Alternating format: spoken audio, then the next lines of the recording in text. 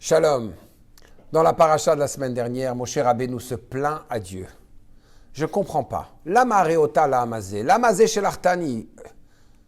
Hachem, je ne te comprends pas. Tu m'as envoyé pour sauver le peuple juif. Et depuis que j'ai été envoyé pour sauver le peuple juif, la situation ne fait que s'empirer.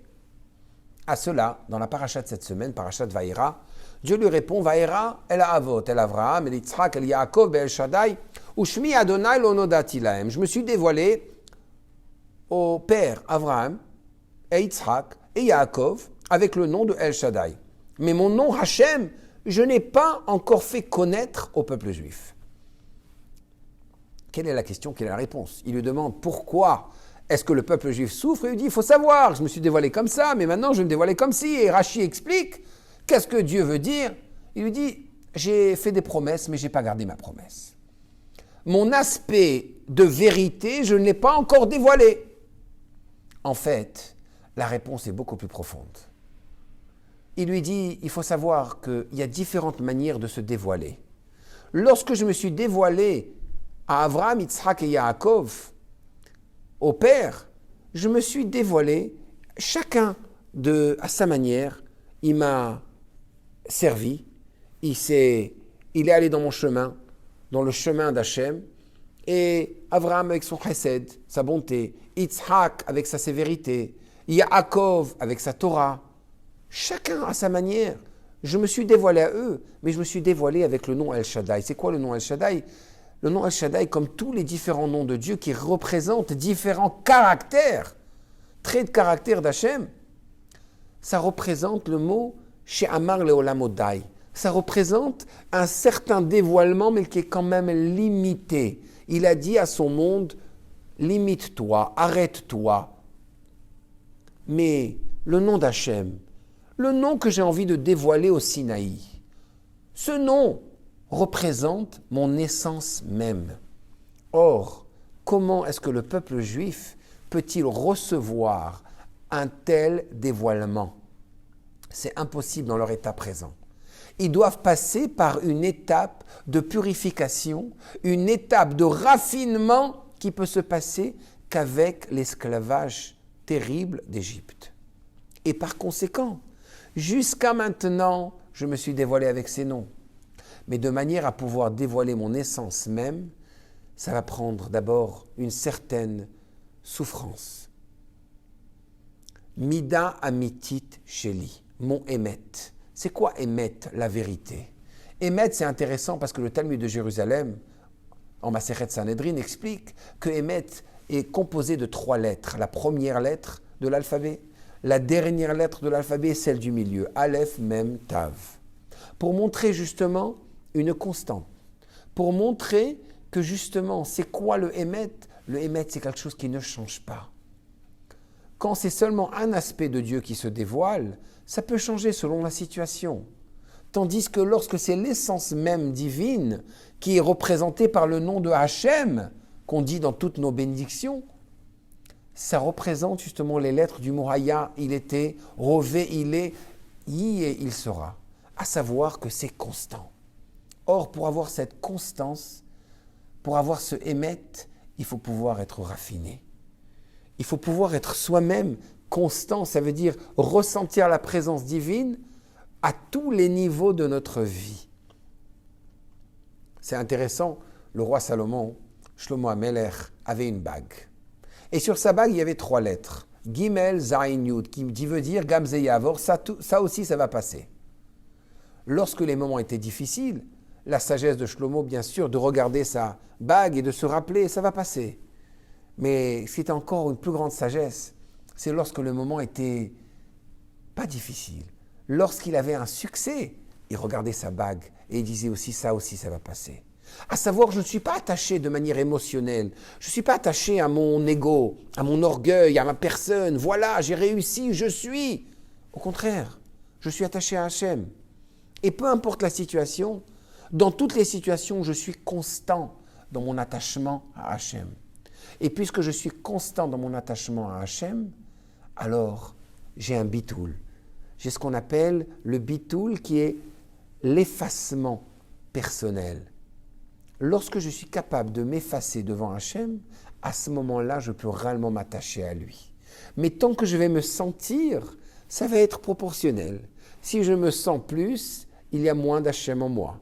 Si je me sens moins, il y a plus d'Hachem en moi.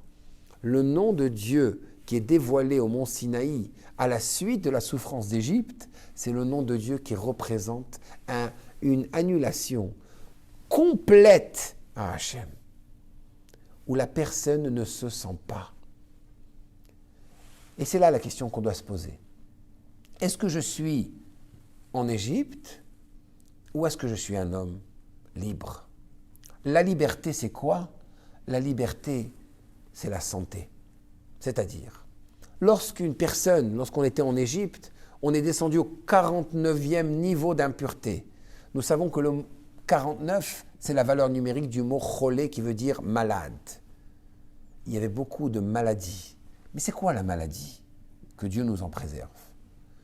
La maladie commence lorsqu'une personne commence à sentir une partie de son corps. Lorsqu'une personne est saine, lorsqu'une personne est en bonne santé, il ne se sent pas. Et par conséquent, il est capable de travailler, de faire tout ce qu'il a besoin de faire. Mais du moment où quelqu'un a mal au ventre, mal à la tête, mal au bras, chas v'shalom, il sent sa personne. Dans le service de Dieu, c'est la même chose. Il est possible qu'une personne étudie la Torah toute la journée, qui prie 3 fois par jour, mais il sent son orgueil, il se sent à lui-même. Donc il vit une vie de malade. Et pour se guérir, justement, il doit complètement s'annuler devant Hachem, s'effacer. Lorsque, comme l'a expliqué le Baal Shem Tov sur le verset « Shiviti Hachem lenegditami » la présence de Dieu est toujours devant moi. Shiviti vient du mot « shavé ». Tout est égal devant moi. Tout, ce n'est que Hachem. Et par conséquent, je ne suis pas attaché à mon orgueil, je ne suis pas attaché à ma personne. Et puisque je ne suis pas attaché à ma personne, je suis plutôt attaché au but que j'ai besoin d'accomplir. Par conséquent, je vis et je suis capable d'avancer dans la vie. Tandis que les gens qui s'attachent à leur orgueil, ils se bloquent pour des bêtises toute la journée. Ils ne sont pas capables de fonctionner, ils sont paralysés par leur orgueil. La chassidoute, et aujourd'hui d'ailleurs, c'est la Iloula de l'Admour Hazaken, le fondateur de la chassidoute Chabad qui a écrit le Tanya. Avec ce Tanya, il a voulu justement pouvoir prendre un juif et le sortir de son orgueil, de manière à pouvoir s'attacher à Hachem. Faire du Hani, le jeu, et de le transformer en jeu d'enfant. À savoir, le transformer en situation où je suis Aïn, je ne suis rien. Et puisque je ne suis rien, je n'ai pas de limite et je suis capable de recevoir, d'être le récipient, d'être le tuyau, le conduit pour l'essence divine. Et rien ne peut m'arrêter. Et personne ne peut m'offenser. Pour terminer, une petite histoire. Le Rav Shabbatai Savatitsky, qui est le chaliar du rabbi en Belgique, à Anvers, raconte une histoire. Lorsqu'il était à la yeshiva de Kol Torah à Jérusalem, voilà qu'un de ses amis, qui était le fils de très très très grands rabbins de la génération, des très grands raves et poskim, des gdolé ador de la génération, malheureusement, il se sentait très triste, il se sentait mal. Quel était son malaise? Il a dit, je ne comprends pas.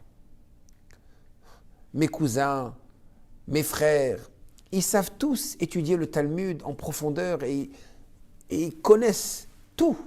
Et moi, pour étudier une page de Gemara, une page de Talmud, ça me prend un effort extraordinaire. Qu'en va-t-il devenir de moi? Je suis la honte de ma famille. Le Rav Shabbatai Savatitsky lui a dit, écris une lettre au rabbi.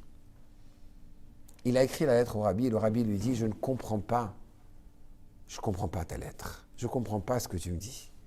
Tu me dis que tu ne pourras jamais devenir le Gdol Ador, le prochain grand rabbin, leader de la génération. C'est pour ça qu'on a été créé. Le Talmud de Kiddushin, en page 82, nous enseigne Ani nivretil et shamesh et koni, moi j'ai été créé pour servir Dieu. Et le rabbi lui répond, c'est possible qu'avec tous les efforts que tu fais, à ton niveau, tu sers plus Dieu que tes cousins qui en connaissent beaucoup plus que toi.